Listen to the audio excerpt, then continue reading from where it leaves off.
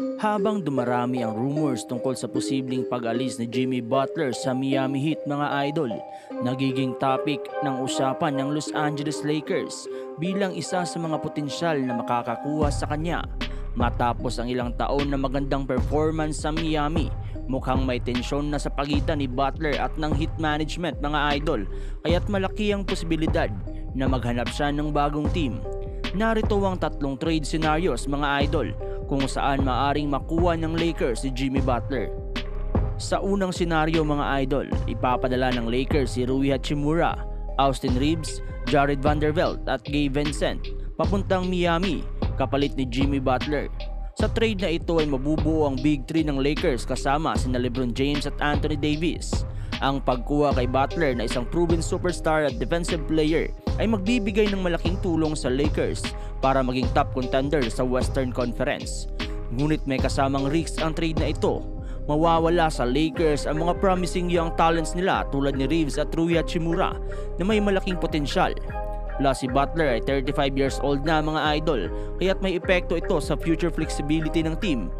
Pero kung makakakuha sila ng championship, magiging worth it naman ang risk na ito.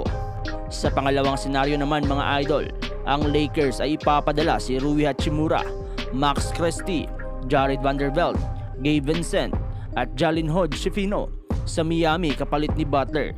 Ang trade na ito ay magbibigay sa Lakers ng superstar na si Butler nang hindi nila kinakailangang isakripisyo ang buong roster nila.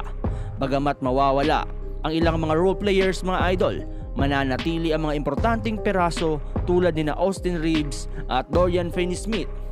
Sa side naman ng Miami, makakakuha sila ng mga young asset tulad ni Max Christie at Jalen Hood-Schifino na pwedeng maging bahagi ng kanilang rebuilding process. Si Hachimura naman ay magbibigay ng scoring at versatility at si Gabe Vincent ay magbibigay pamilyar sa sistema ng Heat. Sa pangatlong trade scenario naman mga idol, magpapadala ang Lakers ng Rui Hachimura, Max Christie, Jared Vanderbilt, Gabe Vincent at Jackson Hayes sa Miami kapalit ni Butler. Ang trade na ito ay isang simple at balanced na option kung saan parehong team ay makikinabang. Makakakuha ang Miami ng mga young talents tulad ni Christie at Hachimura, pati na rin ang deep pieces tulad nila Hayes at Vincent.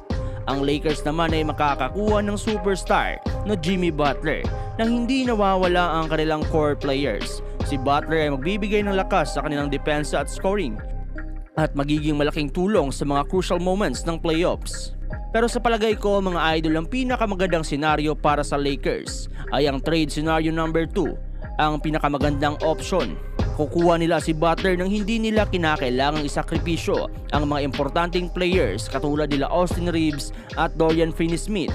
Ang trade na ito ay magpapalakas sa championship aspiration ng Lakers sa pamamagitan ng pagdagdag kay Butler sa core nila na binubuo ni na LeBron James at Anthony Davis. Ang experience ni Butler sa playoffs at ang kanyang kakayahan na mag-perform under pressure ay perfect na complement sa lakas ni LeBron at AD. Habang ang unang senaryo naman mga idol ay may mataas na reward, sobrang dami ng young talent na isasakripisyo. Samantalang ang pangatlong senaryo naman ay balance ngunit hindi kasing taas ng value para sa Lakers.